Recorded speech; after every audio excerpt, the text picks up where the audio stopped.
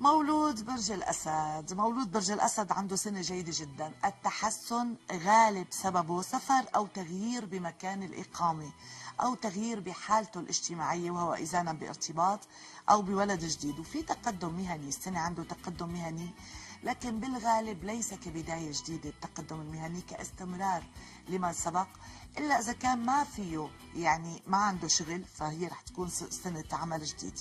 طبعا الأمور المهنية زحل بالقوس، هذا عم بيخلي الأمور المهنية الأفضل، خاصة الأول والثاني وآذار، 3 شهور الأولى. بيجي نيسان شوي فيه تعب، بعدين بيجي أيار، تموز، أيلول، تشرين الأول، كانون الأول. إذا في عنا ثلاث أشهر للتعب، هي طبعا هي الأشهر لترقية، لتوقيع عقود، لتحسن مهني. الأشهر اللي شوي فيها التعب هي نيسان، حزيران، وآب للأسف وهو شهر ميلادك ما رح يكون كتير مريح بسبب تراجع الزهرة وزحل. ممكن يكون في جزء من المنغصات بالذات بهي الأشهر.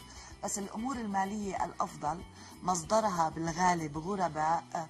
في بدايات جديدة على الصعيد العاطفي ممكن تكون، يعني من بدايات السنة الأمور أنا برأيي جيدة جدا. هي سنة زواج أو سفر أو تحسن مالي.